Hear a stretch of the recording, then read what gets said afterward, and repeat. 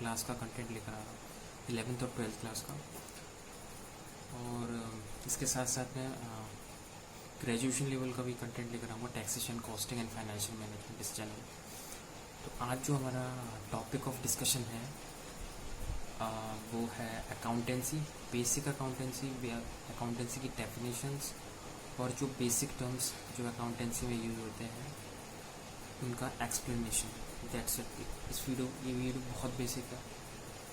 सो हम स्टार्ट करते हैं इस वीडियो को।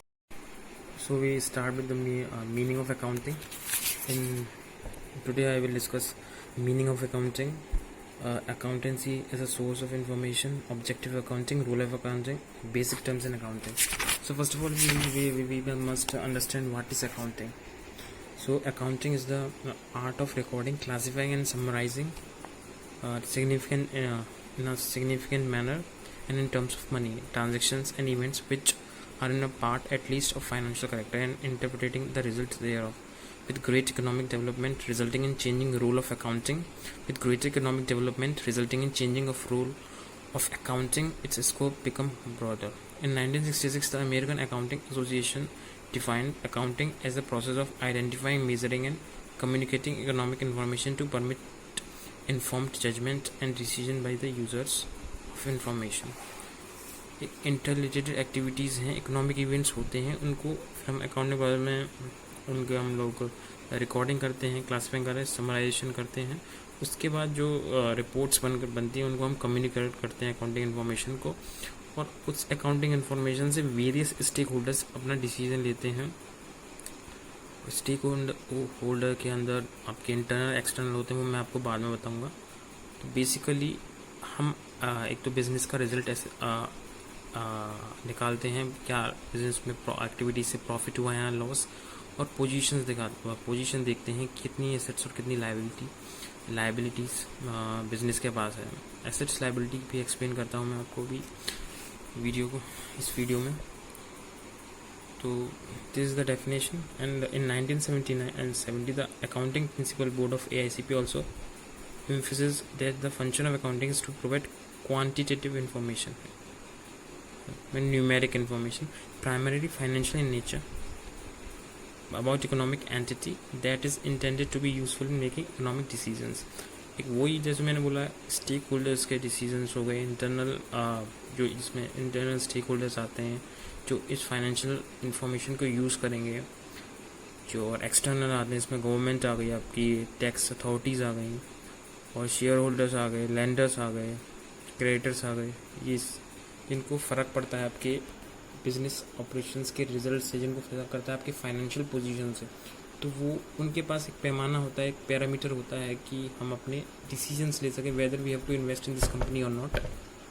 सो अकाउंटिंग से बहुत सारे रेशियोज़ निकालते हैं हम लोग, एनालाइज करते हैं। ये सब चीज़ें के बाद आप ये जान सकते हैं कि इस कंपनी में इन्वेस्ट करना ठीक है, क्या हमें इस कंपनी को लोन देना ठीक है, बैंक सोचती है कि हम इस कंपनी को लोन दें।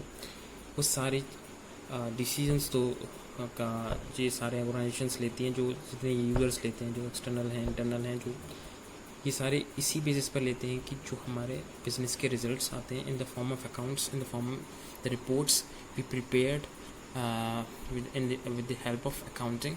So this is now accounting can be therefore be defined as the process of identifying, measuring, recording and communicating the required information relating to the economic events of an organization to the interested user of such information.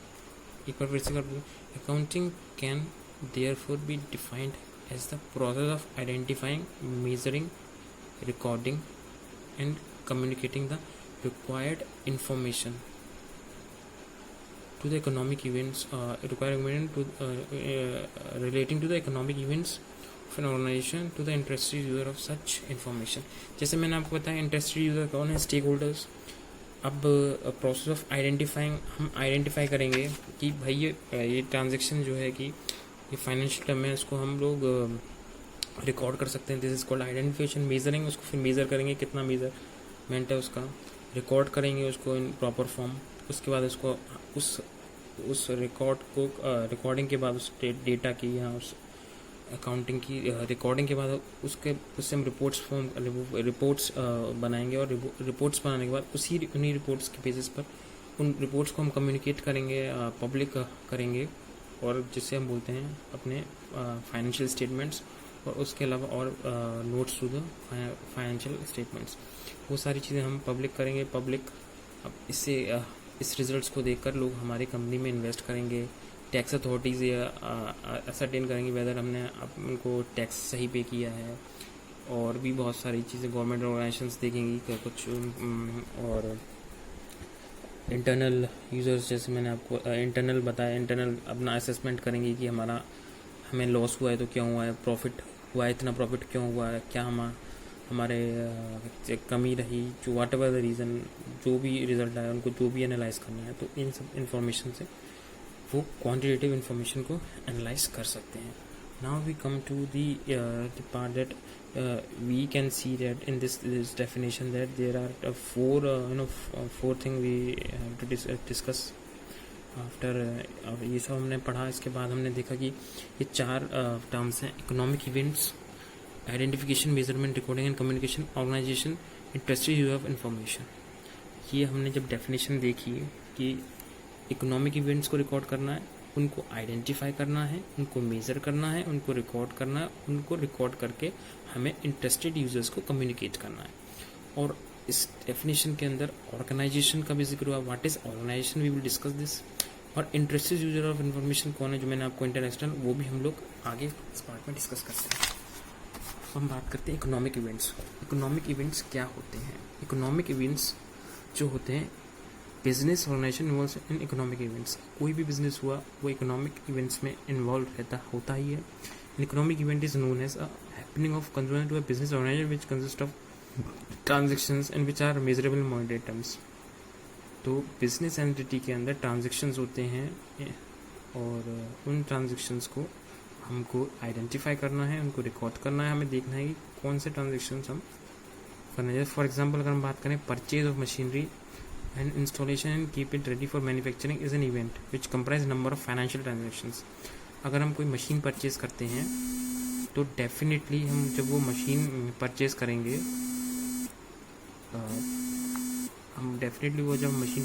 तो कुछ transaction होगा, वो चाहे वो credit हो चाहे वो cash की फॉर्म में हो।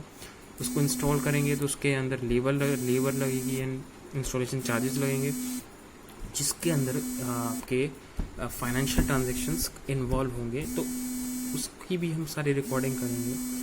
तो एक एग्जांपल है ये कि measurement, recording and communication.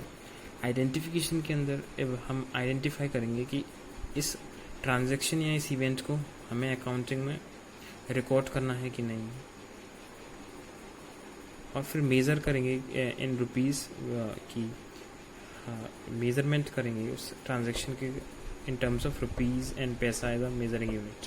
Even event can not be, अगर कोई इवेंट क्वांटिफाई नहीं कर सकते हम, क्वांटिटीज़ में उसको तब्दील नहीं कर सकते, या क्वांटिटीज़ में नहीं है वो, उसको हम मेज़र नहीं कर सकते, तो हम उसको रिकॉर्ड नहीं करेंगे। जैसे appointment of new managing director, इसके बाद हम उस डेटा को आइडेंटिफाई कर और मेज़र उस ट्रांजैक्शन और इवेंट को आइडेंटिफाई करके उसको मेज़रमेंट करके हम उसको बुक्स ऑफ अकाउंट्स में रिकॉर्ड करेंगे। रिकॉर्ड करने के बाद हम रिपोर्ट्स तैयार करेंगे, हम फाइनेंशियल स्टेटमेंट्स तैयार करेंगे। उन फाइनेंशियल स्टेटमेंट्स को हम कम्युनिकेट करेंगे टू द इंटरेस्टेड यूजर्स, जो जैसे अभी हमने डिस्कस किया था, इंटरनल और एक्सटर्नल यूजर। सो देख लेते हैं, information is regularly communicated through the accounting reports. These reports provide information that are useful to a variety of users who have interested in assessing the financial performance and the position of enterprise, planning and controlling business activities, and making necessary decisions from time to time. The accounting information system should be designed in such a way that the right information is communicated to the right person at the right time. Reports can be daily, weekly, monthly or quarterly depending upon the needs of the user. Okay, now we come to what is organization. So organization एक business enterprise होती है, उसका legal form कुछ भी हो सकता है। वो पार्टनरशिप के फॉर्म में हो सकती है या सोसाइटी के फॉर्म में हो सकती है कोऑपरेटिव सोसाइटी की फॉर्म में लोकल अथॉरिटी हो सकती है, म्यूनिसिपल कॉरपोरेशन हो सकती है, कंपनी हो सकती है। तो लीगल फॉर्म डिपेंड नहीं करता, एक ऑर्गेनाइजेशन होनी चाहिए, एक बिजनेस एक्टिविटी रन करनी चाहिए, उसको हम ऑर्गेनाइजेशन बोलते हैं, बिजनेस एंटरप्राइज बोलते हैं। Now we come to interested user of information. जो हमने कम्युनिकेट की इंफॉर्मेशन वो हमने इंटरेस्टेड यूजर्स को कम्युनिकेट की, हमने पहले डिस्कस किया है। अब हम देखते हैं कि इंटरेस्टेड यूजर्स कौन कौन होते हैं। Accounting is a means by which necessary financial information about business enterprise is communicated and is called the language of business. Accounting को हम language of business भी बोलते हैं और ये एक means है एक financial information को users तक पहुंचाने का। ठीक है, these users can be divided in users को हम दो कैटेगरीज में डिवाइड कर सकते हैं, इंटरनल यूजर्स और एक्सटर्नल यूजर। इंटरनल यूजर्स में जो मैनेजमेंट है कंपनी का, जो चीफ एग्जीक्यूटिव है, फाइनेंशियल ऑफिसर है, वाइस प्रेसिडेंट है, बिजनेस यूनिट मैनेजर्स हैं, प्लांट मैनेजर है, स्टोर में जो भी कंपनी से जुड़े हुए लोग हैं, इंटरनल यूजर्स वो इंटरनल यूजर्स हैं। एक्सटर्नल यूजर्स वो हैं जो कंपनी के बाहर काम करते हैं और कंपनी से किसी न किसी तरीके से एसोसिएटेड हैं कह लीजिए, या कंपनी से वो रिस्क बियर करते हैं, वो एक तरीके से स्टेक होल्डर्स हैं, रिस्क टेकर्स हैं। और जैसे कि include present and potential investors, share holders, creditors हो गए, बैंक एंड फाइनेंशियल डिबेंचर्स हो गए, होल्डर्स हो गए, टैक्स अथॉरिटीज़ हो गई, रेगुलेटरी एजेंसीज हो गई, और register of company, security exchange board of India, labour union, etcetera etcetera. So ये हमारे एक्सटर्नल यूजर्स होते हैं जिनका कुछ इंटरेस्ट होता है ऑर्गेनाइजेशन के अंदर और वो रिस्क बियर करते हैं कुछ, तो उनको भी फाइनेंशियल इंफॉर्मेशन चाहिए होती है ताकि वो अपने डिसीजंस ले लगाएं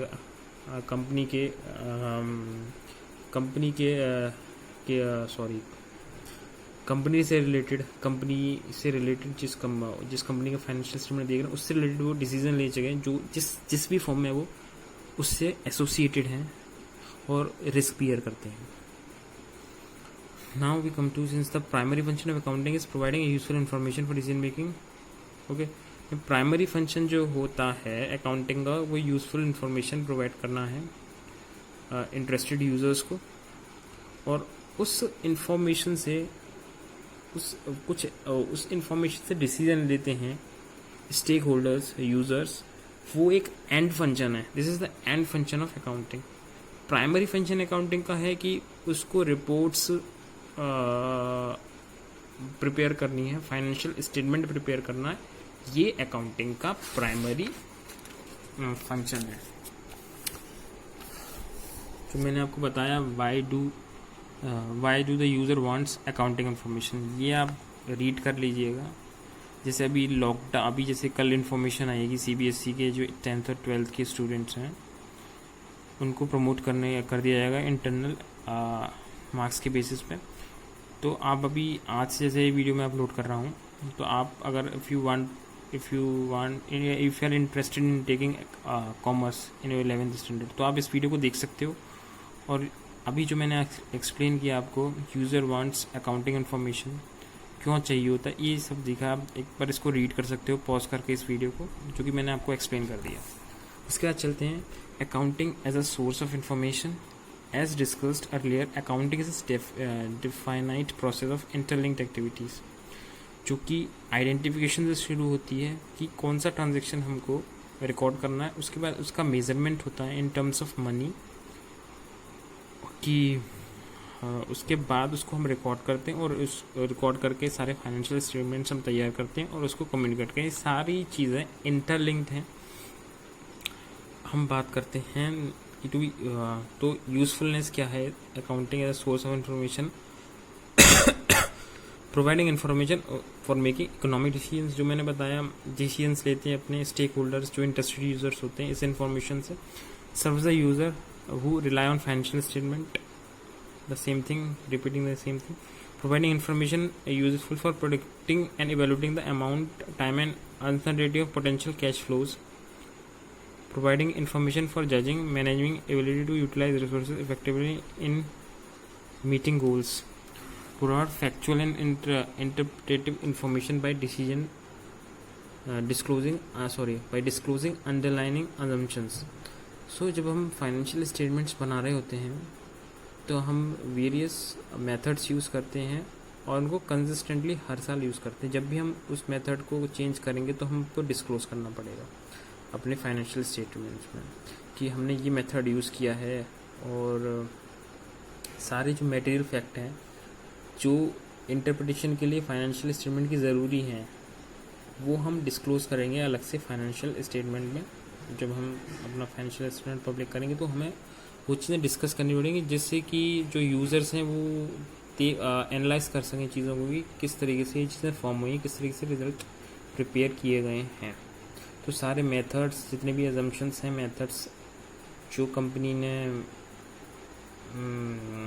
यूज़ किए हैं फाइनेंशियल स्टेटमेंट, उसको डिस्क्लोज करना है. जो मटेरियल फैक्ट्स हैं उनको डिस्क्लोज करना है. ये चीज़ है. तो नंबर 1 ये सोर्स ऑफ इन्फॉर्मेशन है एज अ, तो हम अभी पढ़ रहे थे accounting as a source of information. तो एक तो फॉर मेकिंग इकोनॉमिक डिसीजन जो मैंने डिस्कस किया वो सारी चीज़ें हैं जो मैंने डिस्कस कराया अभी तक काफ़ी. तो वही सारी चीज़ें, इसको भी एक बार आप रीड कर सकते हो अच्छे से और समझ सकते हो. Okay, now we come to difference between financial accounting, cost accounting. अभी जो मैं आप पढ़ रहे हो वो फाइनेंशियल अकाउंटिंग पढ़ रहे हो और बहुत बेसिक हो. अब 11th स्टैंडर्ड में अभी आप जो पढ़ रहे हो वो फाइनेंशियल अकाउंटिंग पढ़ रहे हो. कॉस्ट अकाउंटिंग आप ग्रेजुएशन में पढ़ोगे जब आप BCom BBA करोगे. Cost accounting and management accounting, इसको मैं आपको अभी ब्रीफ में एक्सप्लेन कर देता हूँ. NCERT बुक्स में इन तीनों का डिफरेंस दिया हुआ है तो मैं आपको इनको ब्रीफ में एक्सप्लेन कर लेता हूँ. So what is financial accounting. Financial accounting जो है, हम अपने फाइनेंशियल स्टेटमेंट प्रिपेयर करते हैं. जैसे मैंने आपको बताया फाइनेंशियल रिजल्ट और फाइनेंशियल पोजीशन देखते हैं, मतलब हम उसमें प्रिपेयर करते हैं कि एक उसमें हम बताते हैं कितना प्रॉफिट और कितना लॉस हुआ है ऑर्गेनाइजेशन को. ये हमारा हिस्टोरिकल डाटा के बेसिस पे बनता है जो ट्रांजैक्शन ओवर द ईयर हुए हैं, मतलब over the year in the year in the that assessment year जो ट्रांजैक्शंस हुए उनके बेसिस पर हम लोग अपने फाइनेंशियल स्टेटमेंट्स प्रिपेयर करते हैं, यानी हिस्टोरिकल डेटा पे. ठीक है ना. तो इसमें वी कैन आप इसको पढ़ लो अच्छे से. Financial accounting assist keeping a systematic record of financial transactions, the preparation and presentation of financial reports in order to arrive at a measure of organization success and financial soundness. It relates to the past period. जैसे मैंने अगर past period पे relate होती है, historical data पे होती है. सबसे the stewardship function and is monetary in nature. It is primary concern with the provision of financial information to all stake holders. जो स्टेक होल्डर्स मैंने बताया, जो इंटरेस्टेड यूजर, स्टेक होल्डर्स मतलब रिस्क स्टेक होल्डर्स मतलब ये वो लोग हैं जो इंटरेस्टेड यूजर्स हैं और ये इन्होंने एक रिस्क होल्ड कर रखी है कंपनी के अंदर. इनको फ़र्क पड़ता है कंपनी की पोजीशन से, कंपनी की प्रॉफिट से, कंपनी के लॉस से. तो अब कॉस्ट अकाउंटिंग की अगर मैं बात करूँ तो कॉस्ट अकाउंटिंग जो है, cost accounting assist in analysing the expenditure for ascertaining the cost of various products manufactured और services rendered by the firm. जो कॉस्ट अकाउंटिंग के अंदर हम ये एनालाइज करते हैं कि जो कंपनी ने जो एक्सपेंडिचर की असरटेन करते हैं हम लोग the cost of various products manufactured और service rendered by the firm and fixation of price thereof. तो हम उसमें असरटेन करते हैं कि एक जैसे मान लीजिए एक यूनिट ऑफ प्रोडक्शन में कितनी कॉस्ट खर्च हुई है, उसके बाद हम उसका फिक्सेशन करते हैं, प्राइस फिक्स करते हैं. It also helps in controlling the cost. ये हमें मदद करता है कॉस्ट को कंट्रोल करने में. जैसे आप सपोज करिए आप 4 रुपये का पार्ले जी खाते हैं तो उसकी कॉस्टिंग 4 रुपये जो डिसाइड की है वो कॉस्टिंग लगाने के बाद डिसाइड की है. कॉस्ट अकाउंटिंग के बाद उसकी कॉस्ट 4 रुपये डिसाइड की गई है. And providing necessary costing information to manage for decision making. So this is costing. Now we come to management accounting. Manage account deals with the provision of necessary accounting information और to people with in the organisation. हम समझते हैं financial accounting को। देखिए, financial accounting और management accounting में थोड़ा slide difference है। जो मैनेजमेंट अकाउंटिंग में होती है, यानी फाइनेंशियल मैनेजमेंट भी बोलते हैं हम इसको, मैनेजमेंट अकाउंटिंग को, इसके अंदर हम लोग जो मैनेजमेंट अकाउंटिंग करते हैं वो मैनेजमेंट अकाउंटिंग इंटरनल मैनेजमेंट के लिए होती है, इंटरनल यूजर्स के लिए होती है, ताकि वो और अच्छे से अपने डिसीजंस ले पाएँ और ऑर्गेनाइजेशन की जो परफॉर्मेंस है उसको इंक्रीज कर सकें। तो हम कुछ रिपोर्ट्स बनाते हैं, इंटरनल रिपोर्ट्स होती हैं मैनेजमेंट अकाउंटिंग। एक बार फिर से हम पढ़ लेते हैं। एक management accounting deals with the provisions of necessary accounting information to people with in the organisation to enable them the decision making, planning and controlling business operations. Management accounting draws the relevant information mainly from financial accounting and cost accounting. तो वो सारे दोनों चीज़ों को देखते हैं, cost accounting को भी देखते हैं, फाइनेंशियल अकाउंटिंग, फिर अपने जो है डिसीजंस लेते हैं regarding business operations which helps the managing in budgeting assessing profitability. So ये चीज़ें हैं। मैंने आपको बताया कि मैनेजमेंट अकाउंटिंग क्या है, कॉस्ट अकाउंटिंग क्या है। मैनेजमेंट अकाउंटिंग को फाइनेंशियल मैनेजमेंट भी बोलते हैं और कॉस्ट फाइनेंशियल अकाउंटिंग भी मैंने आपको बताई। तो ये तीन मैंने अकाउंटिंग बताई, जिसके अंदर जो मैनेजमेंट अकाउंटिंग है वो एक तरीके से इंटरनल मैनेजमेंट है। अब कॉस्ट अकाउंटिंग और फाइनेंशियल अकाउंटिंग को दोनों को इसके अंदर भी use both to improve the operations, business operation. Okay, now we come to qualitative characteristics of accounting information. देखिए, जो अकाउंटिंग इन्फॉर्मेशन होती है वो क्वांटिटेटिव होती है। हम अब इसमें डिस्कस कर रहे हैं qualitative characteristics of accounting information, मतलब qualitative characteristics of quantifiable information, you can say quantifiable informations. Now सबसे पहली कैरेक्टरिस्टिक्स क्या होनी चाहिए अकाउंटिंग इन्फॉर्मेशन? सर वो रिलायबल होनी चाहिए, सर वो फेथफुल होनी चाहिए। सर रिलायबल मतलब जो आपके स्टेक होल्डर्स हैं वो उस पर भरोसा कर सकें, सर रिलायबल होनी चाहिए। तो हम इसको रीड करते हैं, नहीं तो आप reliability means the user must be able to depend on the information. The reliability of accounting information is determined by the degree of corresponding between what the information conveys about the transaction and that have occurred, measured and displayed. A reliable information should be free from error and bias and faithful represents what is meant to be represented. And to ensure reliability, the information disclosed must be credible, verifiable by independent parties, use the same method of measuring and be neutral and faithful. जो मैंने बताया faithful होना चाहिए। उसके बाद हम बात करते हैं जो qualitative characteristics of accounting information का और क्या क्या होना चाहिए। रिलीवेंस, सर रिलीवेंट होनी चाहिए। व्हाट इज़ रिक्वायर्ड, मतलब अगर किसी यूज़र को वो इन्फॉर्मेशन ज़रूरी है अपने डिसीजन के लिए वो ही होनी चाहिए और करेक्ट टाइमिंग पे होनी चाहिए। अगर वो इन्वेस्ट कर रहा है उसके बाद उसको इन्फॉर्मेशन मिलती है अकाउंटिंग की, तो फिर क्या फ़ायदा उस इन्फॉर्मेशन। इसलिए रिलीवेंसी होनी चाहिए, प्रॉपर टाइमिंग पे होनी चाहिए, प्लस व्हाट इज़ रिक्वायर्ड, उनके डिसीजन को इन्फ्लुएंस करे वो चीज़ इसके अंदर होनी चाहिए। ठीक है, एक बार फिर से रीड कर लें। To be relevant information to must be available in time, must help in protection and feedback and must influence the decision of the users by helping them from prediction about the outcomes of past, present, future events, confirming और correcting their past evaluations. ठीक है, now understandability होनी चाहिए। अगर आपने कोई information stake holders को दिए इन टर्म्स ऑफ फाइनेंशियल, तो वो भी उसको उसी फॉर्म में समझें जिसमें आप उनको समझाना चाहते हो। मतलब एक कन्फ्यूजन नहीं होना चाहिए, ना कि एक मिस इंटरप्रिटेशन होना चाहिए, या आप कुछ और उनको प्रेडिक्ट कर रहे हो पर वो आप कुछ और समझ रहे हैं। तो एक इसलिए डिस्क्लोजर रिक्वायर होता है वेरियस मेथड्स का, जो मैं अब डिस्कस कर लेते हैं इसको कि what is understandability. In the same sense understandability means decision makers must interpret accounting information in the same sense as it is prepared and so we are discussing about comparability. so हम अभी discuss कर रहे थे qualitative characteristics of accounting information।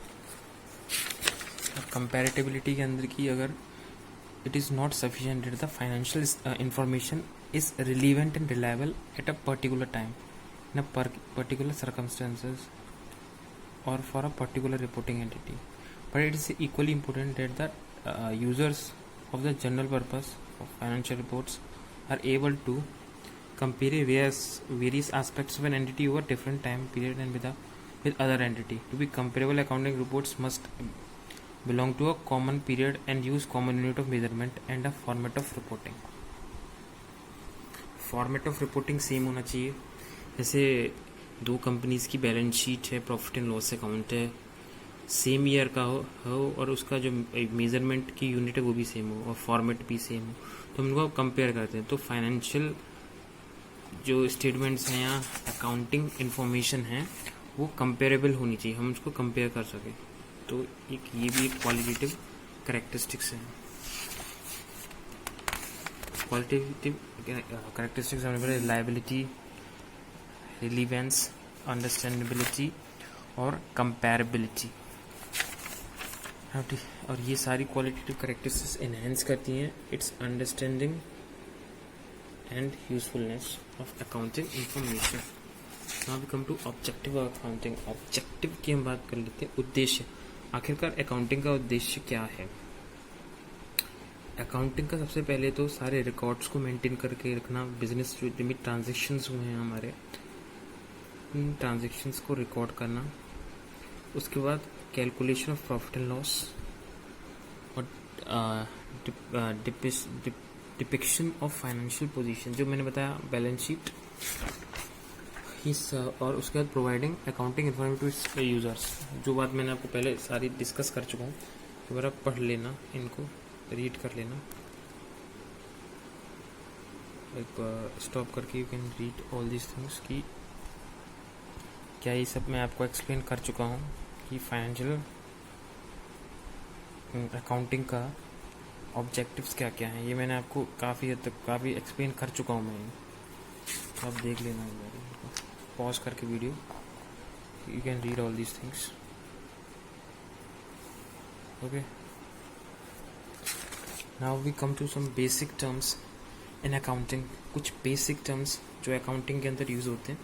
Entity, entity होती है एक individual existence होती है, डिफाइनाइट इंडिविजुअल एग्जिस्टेंस, जैसे कि रिलायंस, सुपर बाजार, आईटीसी एक्सेट्रा एक्सेट्रा. ये एक बिजनेस एंटिटीज़ हैं. तो इन एंटिटीज़ की अकाउंटिंग होती है as a whole. An accounting system is always devised for a specific business unit, also called accounting entity. Okay. Now transaction, what is transaction? An event involving some value between two or more entities. Some value between, it can be purchase of goods, receipt of payment of a creditor, and can be a cash transaction or a credit transaction. Transaction एक event है जिसमें कुछ value involve होती है, कुछ financial monetary terms में, एक दो या दो से ज़्यादा पार्टीज के बीच में, एंटिटीज़ के बीच में. Okay, now we come to assets. What is assets? Assets होती हैं, assets are economic resources of an enterprise that can be usefully expressed in monetary terms. Assets are items of value used by the business in its operation. For example, Superbras owns a fleet of trucks which is used by it for delivering foodstuffs. The trucks thus provide economic benefit to the enterprise. This item will be shown on the asset side of the balance sheet. ठीक है, of Superbazaar. Assets can be broadly classified into two: current assets and non-current assets. तो मैं आपको explain कर देता हूँ कि assets होती क्या हैं. मान लीजिए आप एक फार्मर हो और आपके पास एक ट्रैक्टर है. ठीक है, वो ट्रैक्टर आप अपने फार्म लैंड में यूज़ करते हो. उस ट्रैक्टर के यूज़ से आप कुछ इनकम जनरेट कर रहे हो उस फार्म लैंड से, फार्मिंग से. तो वो ट्रैक्टर एक तरीके से आपका एसेट्स है, उसकी कुछ वैल्यू है. ठीक है, उसको यूज़ करके आप अपने बिजनेस ऑपरेशंस को परफॉर्म कर रहे हो. तो वो आपका एक एसेट्स हो गया जो आपके बिजनेस ऑपरेशंस पे यूज़ हो रहा है. ठीक है, एक बार फिर से इस डेफिनेशन को पढ़ लेते हैं. एसेट्स आर इकोनॉमिक रिसोर्सेज जैसे tractor of an enterprise that can be usefully express in monetary terms. तो उसको मॉनेटरी टर्म्स में एक्सप्रेस कर सकते हैं. Assets is item of value used by the business in its operations. जैसे tractor को हमने अपने फार्म लैंड में यूज़ किया, बिजनेस में use. For example, Supra owns a fleet of trucks which is used by it for delivering foodstuffs. The trucks thus provide economic benefit to the enterprise. The item will be shown on the asset side of the balance sheet of the super bazaar. ठीक है, assets जो होती हैं have some value, कुछ उसकी some उसका value होती है. They used business for operations. The assets are the business able to generate profit and loss and carry on their operations. दो टाइप की assets होती हैं, देख सकते हैं. मैं आपको बता रहा हूँ, assets दो टाइप की होती है, नॉन करेंट एसेट्स और करेंट एसेट्स. करंट एसेट्स वो होती हैं जिनको हम एक साल के अंदर अंदर विद इन 12 मंथ्स और नॉट मोर देन 12 मंथ्स हम उनको कैश में कन्वर्ट कर देते हैं. जैसे current investment, inventories, trade receivables, cash and cash equivalent, short term loan and advance, other current assets. Current assets और नॉन करंट एसेट्स के बारे में हम लोग नेक्स्ट आने वाले चैप्टर में we will study about non current asset and current asset. अभी हम थोड़ा बहुत समझ लेते हैं कि नॉन करंट एसेट्स और करंट एसेट्स क्या होती है. Non current assets fix assets हो गई, नॉन करंट इन्वेस्टमेंट्स हो गए, डिफर्ड टैक्स एसेट्स हो गई, long term loan and advance हो गए, अदर नॉन करंट हो गए. फिक्स एसेट्स के अंदर भी टेंजिबल और इंटेंजिबल एसेट्स होती हैं, capital work in progress and intangible assets under development. Intangible are those assets which we cannot see but they have some value like goodwill, patents, copyright. So ये आपकी intangible assets हैं.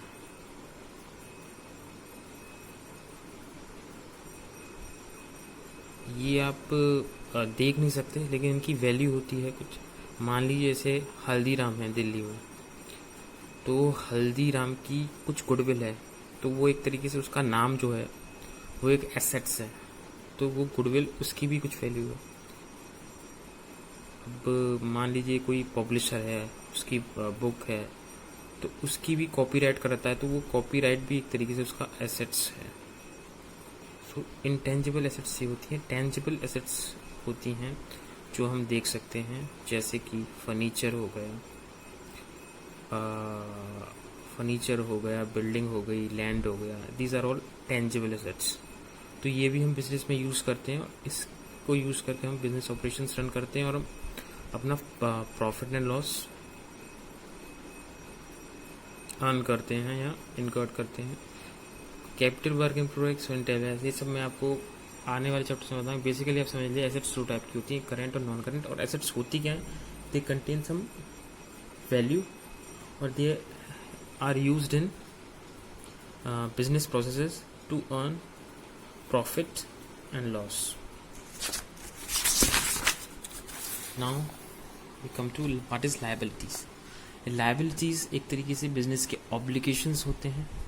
Obligation मतलब business को वो पे करने होते हैं, कभी ना कभी वो एक रिस्पॉन्सिबिलिटी होती है बिजनेस के ऊपर कि we have to pay this. So we can read the definition. Liabilities are obligations or debts that an enterprise has to pay at some time in the future. They represent creditors' claim on the firm's assets. Both small and big businesses find it necessary to borrow money at one time or the other and to purchase goods on credit. Super Bazaar, for example, purchase goods for rupees 10,000 on credit for a month from fast food products on March 25, 2005. If the balance sheet of Super Bazaar is prepared as at March 31, 2005, fast food products will be shown as creditors on the liability side of the balance sheet. देखो फिर से पढ़ते हैं. They represents creditors' claim on the firm's assets.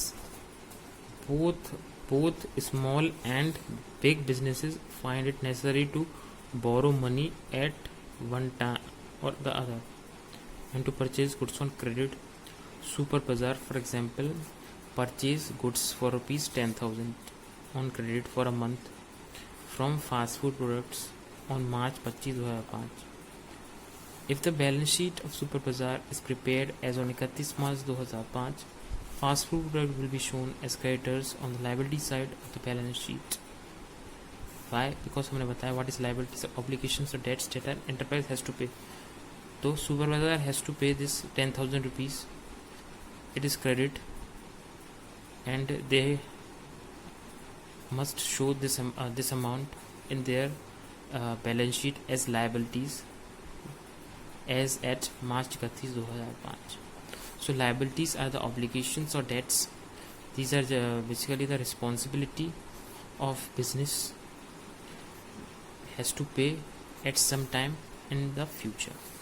Okay, so liabilities भी current liabilities और non current liabilities होती हैं. Current liabilities वो जो कि 12 मंथ्स के अंदर मैक्सिमम 12 मंथ के अंदर उसको हम लोग पे ऑफ कर देते हैं, right. Non current liabilities long term borrowing हो गई, राइट. डेफर्ड टैक्स लाइबिलिटीज़ हो गई अदर टर्म. इसको हम डिटेल में आने वाले चैप्टर में पढ़ेंगे. लाइबिलिटीज और रिस्क के non current liability, current liability, ये we will discuss in further in आगे वाले चैप्टर्स में. Now what is capital?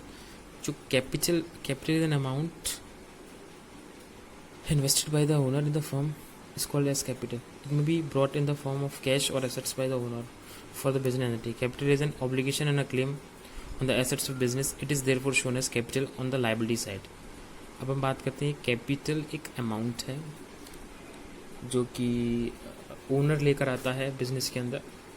तो कैपिटल को हम लाइबिलिटी साइड में रखते हैं. Why? Because it is therefore shown on the capital on the liability side of the balance sheet. Obligation and claim.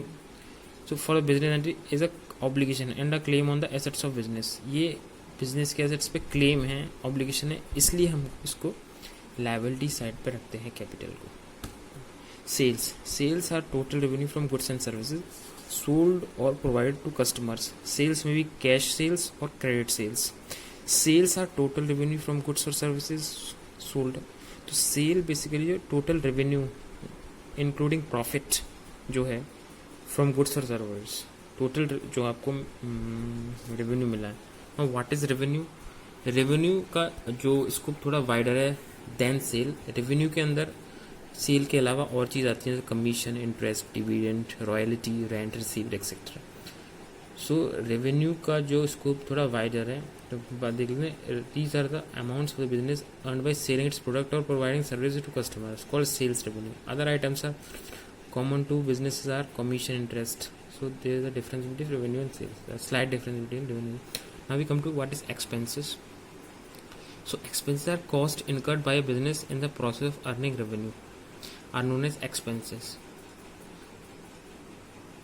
Suppose एक कंपनी है, मान लीजिए हिंदुस्तान लीवर है. तो हिंदुस्तान लीवर एडवर्टाइजमेंट में पैसा खर्च करती है, तो उस तरीके का वो एक एक्सपेंस है. तो वो जो एडवर्टाइजमेंट कॉस्ट उसने इनकर्ड की है अपना कस्टमर बेस बढ़ाने के लिए, ये अपना रेवेन्यू जनरेट करने के लिए, ये तो सेम थिंग. तो cost incurred by business in the process of earning revenues. तो वेरियस टाइप के एक्सपेंसेस होते हैं, are known as expenses. Generally expenses are measured by the cost of assets consumed और service used during an accounting period.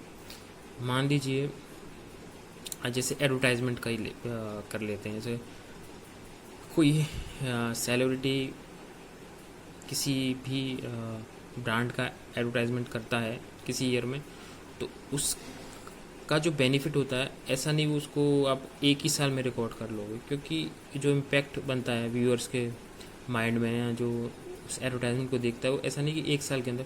तो उसको over the year हम लोग cost को बांट देते हैं. जैसे लिखा हुआ है generally expense are measured by the cost of assets consumed और service used during the accounting period. The usual item of expense are depreciation, rent, wages, salary, interest, cost of heater, light and water, telephone etcetera. Depreciation के बारे में भी हम लोग आगे वाले chapter में पढ़ेंगे. एक पूरा टॉपिक, पूरा एक चैप्टर इसमें 11th क्लास में डेप्रिसिएशन के लिए. तो डेप्रिसिएशन वही है कॉस्ट को कैसे कोई फिक्स एसेट से उसकी कॉस्ट को ओवर द उसकी यूजफुल लाइफ में उसको डिवाइड कर देते हैं और हम लोग हर साल उसका डेप्रिसिएशन निकालते हैं.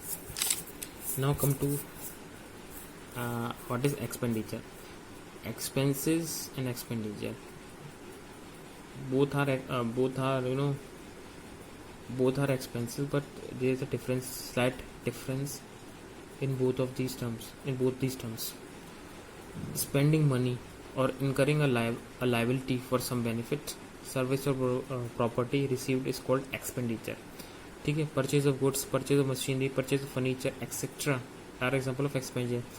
If the benefit of the expenditure is exhausted within a year, it is treated expenses. तो मैंने आपको बताया expenses.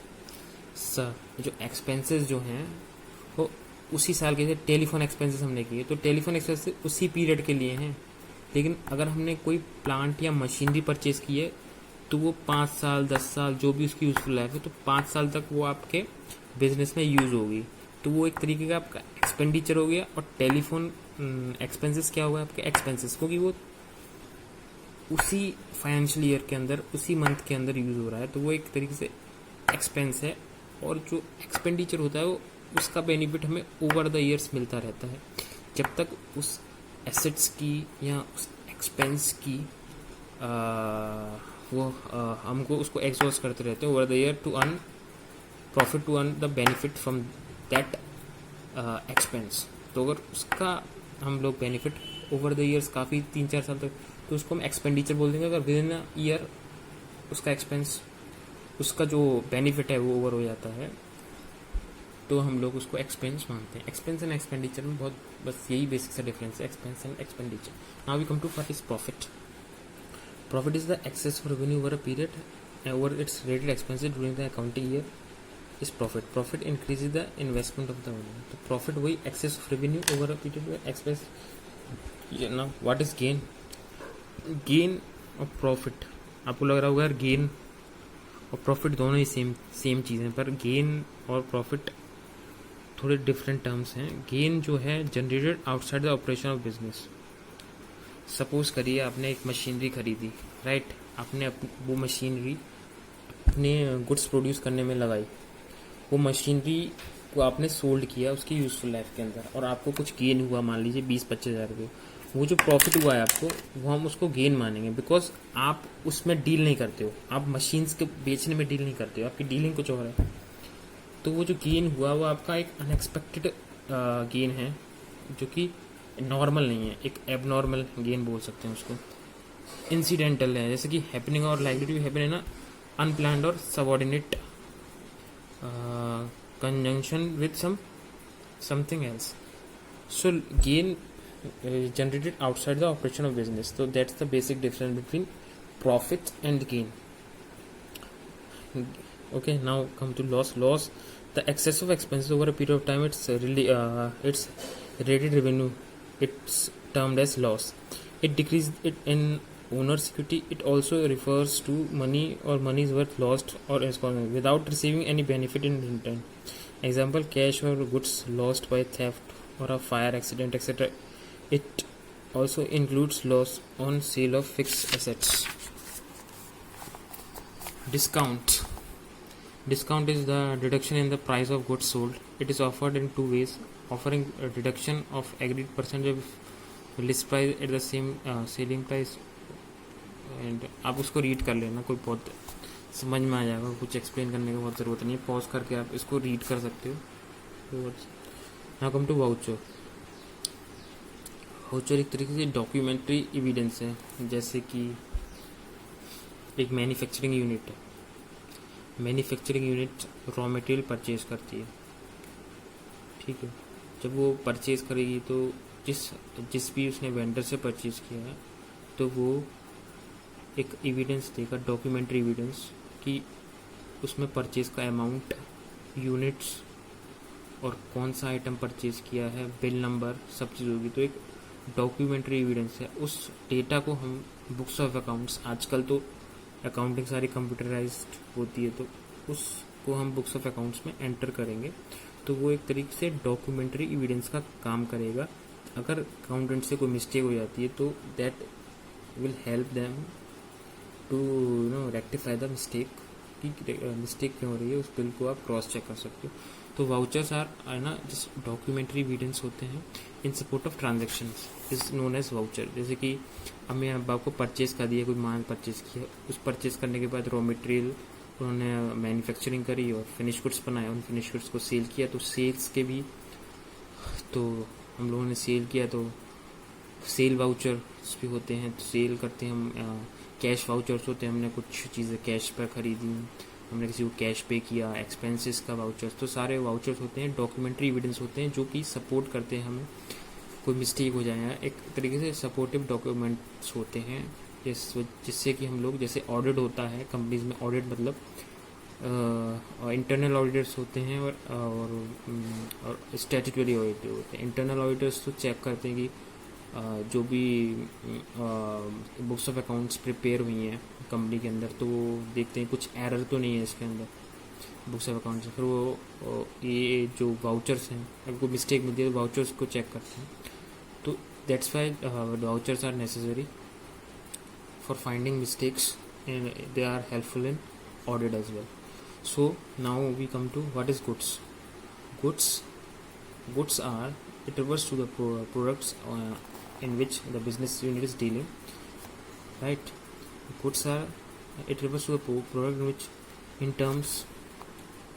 terms of which it is buying and selling, or producing and selling. The items that are purchased for use in the business are not called goods, and that are purchased for use in the business are not called. For example, for a furniture dealer, purchase of chairs and tables is terms as goods, while for other it's purchase and retail and other.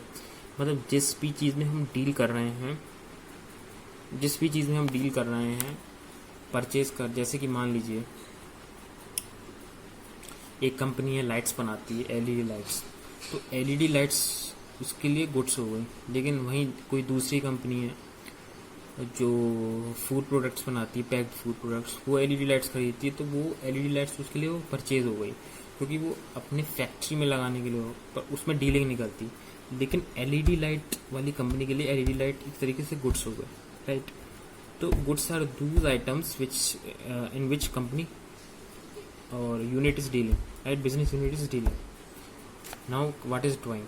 Drawing is withdrawal of money and or goods by the owner from the businesses for personal use is known as drawing. Drawing reduces the investment of the owner. So drawing एक तरीके से जो capital होती है उसको reduce कर देता है, और वो एक पर्सनल यूज के लिए ओनर विथड्रॉ करता है अमाउंट, उसको हम बोलते हैं drawing.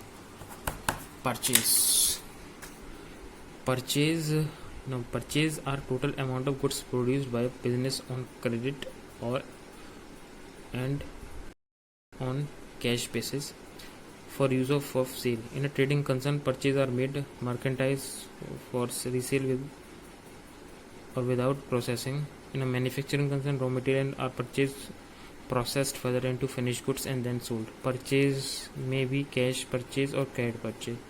Product in which business unit is dealing. Now, what is a stock? Stock is a measure of something on hand, goods, spare and other item in a business. It is called stock in hand. In a trading concern, the stock on hand is the amount of goods which are lying unsold at the end of an accounting year.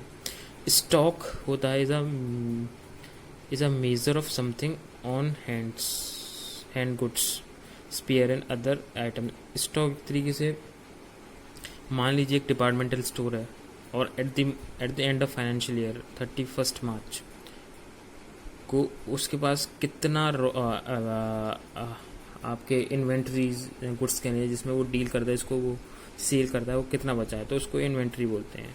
Something on hands and goods, तो the stock on hand is the amount of goods which are lying unsold as at the end of an accounting period is called stock ending inventories. In a manufacturing company closing stock comprise, तो एक manufacturing unit के अंदर जैसे मैंने आपको बताया purchase करते हैं रॉ मटेरियल, फिर उसको मैन्युफैक्चर करते हैं, तो सेमी फिनिश्ड गुड्स के अंदर, फिनिश्ड गुड्स के अंदर 3 कैटेगरीज में मैन्युफैक्चरिंग में स्टॉक हो सकता है. और एक ट्रेडिंग यूनिट के अंदर सिर्फ और सिर्फ फिनिश गुड्स ही होंगे जो इसमें ट्रेड करता है. सो ये होता है stock at the end of the financial year. जो स्टॉक हमारे पास अनसोल्ड बचा हुआ है वो. नाउ व्हाट ओपनिंग स्टॉक, जो वही क्लोजिंग स्टॉक नेक्स्ट ईयर के नेक्स्ट फाइनेंशियल ईयर के अंदर ओपनिंग स्टॉक बन जाता है. इस called the amount of stock at the beginning of the accounting period, right. So now what is debtors? So debtors are the person or the entities who owe to an enterprise an amount for buying goods and services on credit. The total amount standing against such persons or entities on the closing date is shown in the balance sheet as a sundry debtors on the asset side. Creditors are personal and other. So debtors कौन होते हैं? Debtors समझ लेते हैं. मान लीजिए आपने कुछ गुड्स मैन्युफैक्चर किए और आपने सील कर दिया. सील आपने उसको क्रेडिट पे किया है, तो जिसको आपने सील किया है क्रेडिट पे वो आपका डेटर्स हो गए. तो दे आर लायबल टू पे टू द कंपनी, राइट. वो आपके डेटर्स हैं. एंड क्रेडिटर्स आर जैसे आपने कोई रॉ मटेरियल परचेज किया, आपके सप्लायर आपने किसी से रॉ मटेरियल परचेज किया और आपने क्रेडिट पे किया है, तो we have to pay them. आप लायबल हो उनको पे करने में, तो वो क्रेडिटर्स हो गए, राइट. तो creditors are the person and other entities who have to be paid by an enterprise an amount for providing the enterprise goods and services on credit. The total amount standing to the favor of such person and or entities on the closing date is shown in the balance sheet as sundry creditors on the liability sides, right. We are the creditor. So ये आप एक बार इनको अच्छे से in terms को पढ़ लेना, read कर लेना. और अभी ये मैंने बहुत बेसिक वे में आपको बता दिया. आगे इसके आप और अच्छे से इसको समझ पाओगे, right. Okay, thank you very much.